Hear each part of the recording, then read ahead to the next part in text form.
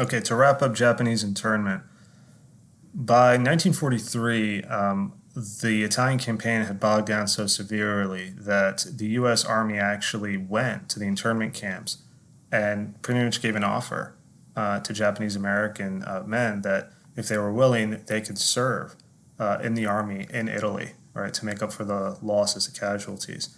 And shockingly enough, a number of those young men did. This is the 442nd Infantry Regiment, one of the most high performing infantry groups throughout World War II, suffering heavy casualties in Italy, but also receiving some of the most prestigious awards. And this really put to rest, excuse me, any doubt of Japanese loyalty to the country during the war. That these young men sacrificed so much, even their lives, for their country that actually had deprived them of their own civil liberties, putting essentially, family members, grandparents, parents, kids, and so on behind barbed wire and guard towers during the war. This is seen as such a shameful moment that I believe in the 90s, the U.S. government formally apologized for Japanese internment and actually issued reparations because by 1944, a lot of Japanese Americans are starting to be allowed to leave the camps to go to colleges in the eastern part of the country. But by the end of the war, all the camps are done, and many of them, sadly, who went home would often find that homes or property or sometimes assets in banks were either taken or just gone. And it was seen as necessary, not just to apologize, but to give some reparations in the 90s to the survivors who had been, lost things during this period because of internment. Again, a very shameful moment in American history. In 1882, we discussed the Chinese Exclusion Act. Well, that finally is repealed during World War II. Big reason is we need China to be an ally in the fight against Imperial Japan. And it doesn't look good to ask the Chinese to help American pilots and soldiers fight the Japanese while we're also telling them they're not permitted in the United States. That's a significant change. Another thing that ends up happening is by the 1940s, FDR is no longer Dr. New Deal. He's kind of left that to the side for now because he's focused on getting the country ready, and then by 1941, right, really 42, winning the war. And just try to put yourself in those shoes, right? You have all these domestic concerns and needs on your shoulders, right, as president. And now with FDR in World War II, you have all this additional stress put on your shoulders, right, to win this global conflict, this almost existential crisis. It's a tremendous amount, and it takes a physical toll. FDR's health noticeably starts to decline throughout, World War II, but he's incredibly confident that the American nation is able to win this war, and the American people will help get it done. It's just going to require, a tremendous amount of effort. So some of the New Deal programs that go away are the employment agencies, right? The WPA and the CCC and all of that, because they're seen as unnecessary. Republicans start to win back some seats in Congress during the 1940s, but they don't dismantle everything. Social Security is really not touched at all during World War II. And then by 1944, the big question is we have an election, so we're not going to cancel it because of World War II, but is FDR going to run again? And he does. And he receives more than 53% of the American popular vote. The country kind of makes clear that we've already stepped over that line of the two-term tradition back in 1940. FDR's gotten us through the Depression. He seems to be putting us on course to win in this other big crisis, World War II. Let's not change the coach at this point, right? Let's keep him there, keep him as president. So he's the only president ever to be elected to 4 terms, but sadly he will die, in the first year of this fourth term. So he will not see the end of World War II and really have a profound impact, his death as president, on the country. So by 1943-44, what's going on in Europe? We're all really focused on in the invasion of France. That was something that we had been promising to Stalin at the Big Three conferences. He had, if you remember, by 1942, had asked us to do this just to get German soldiers out of the Soviet Union because the Russians were losing so badly at that time. But we were unprepared, right? We had invaded North Africa instead and then pivoted to Italy. But it's clear that by 1944, we, the United States and England, have to invade France. It has to be done by that point. Now, in those other operations in North Africa and Italy and so on, we have begun this process of what we call officially strategic bombing. It's not strategic in the way you may think now, in which it's a stealth bomber with a laser-guided system. These are fleet squadrons of bombers flying day and night, really with the goal of destroying the enemy's ability of producing, things needed for militaries, and really destroying public morale in the process. So strategic bombing is really systemic bombing, resulting not just in a weakening, right, of the economy of the Axis powers, but ultimately with heavy civilian casualties in Italy and really more so in Germany. Good example of that, the reality of it, is the firebombing of a German city called Dresden. And you guys can read up on that and see how horrific that was. You could argue that part of this, at least from the British perspective, is revenge, right, for the Blitz. But another big part of it is seen as necessary. Again, we have the advantage in aircraft, and we should be using it. The invasion of France occurs formally on a day that typically we call D-Day. The official term is Operation Overlord on June 6, 1944. I would encourage you guys to watch Eisenhower's speech to all the men involved in this operation. General Eisenhower was essentially the Supreme Allied Commander. So he oversaw all total strategy in the fighting in Europe between the British, the Americans, and the Canadians. And he really wasn't quite that confident that this would work. D-Day was the most complex, biggest amphibious invasion ever in military history.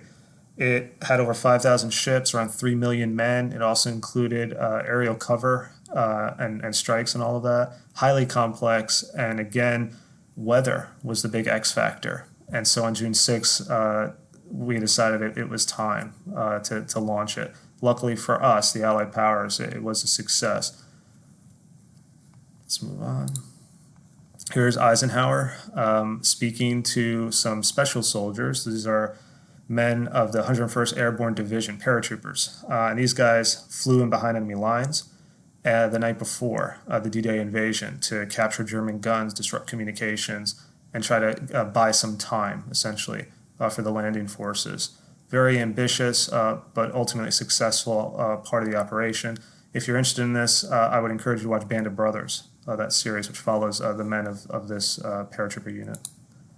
And here's kind of the scale of the actual operation. One of the things that never gets talked about, or rarely talked about, is that we had to trick the Germans. And that was a huge feather in our cap, that British intelligence was quite successful in feeding them misinformation, right? Trying to get the Germans to think we were going one way when we went to this area of France known as Normandy.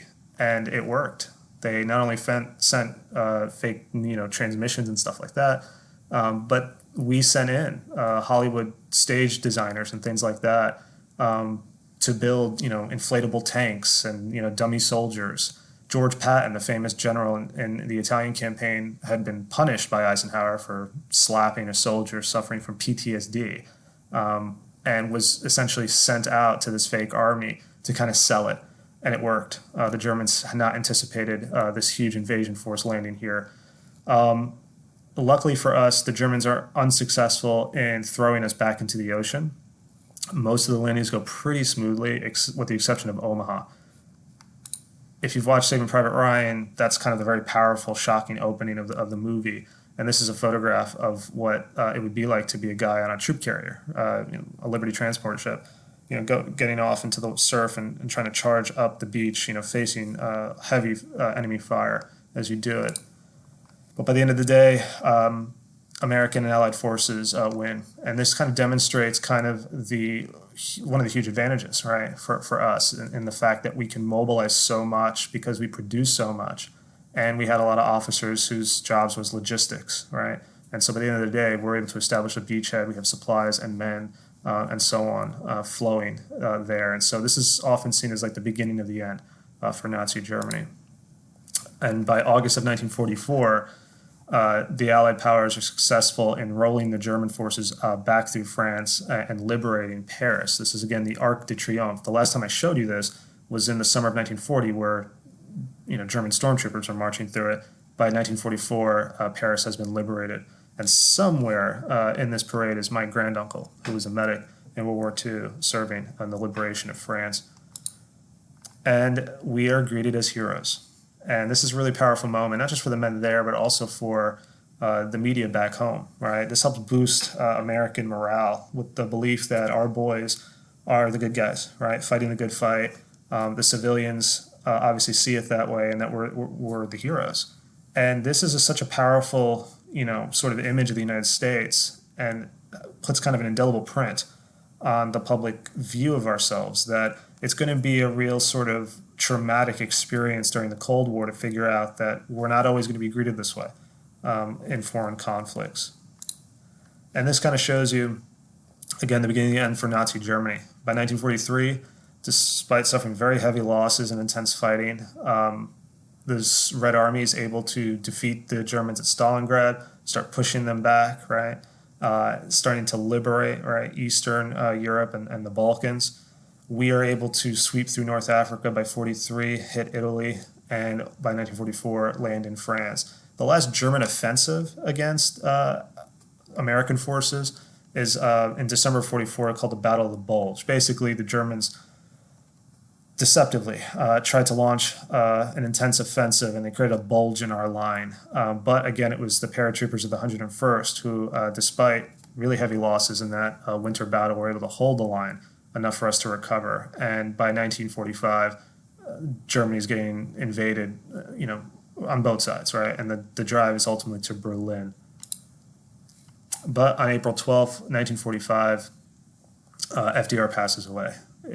He was in Warm Springs, Georgia. He was sitting for his last presidential portrait, and before it was done, he needed to take a nap. And he had severe heart problems prior to that, and when he went to sleep on April 12th, he died of a cerebral hemorrhage. And this is a man, weeping, playing a funeral song for him as his body is being transported from Warm Springs up to D.C. For the funeral. And this is a photograph of the procession. This really does stun the country. FDR had been president for almost 12 years, so for most of the young men and women involved in World War II, he was really the only president they ever knew. He was the guy that helped us get through the Depression, and sadly, he wasn't the one to actually see us win against Nazi Germany or Imperial Japan. And the country has to kind of deal with this loss and really kind of focus again on winning this war, which is not over yet.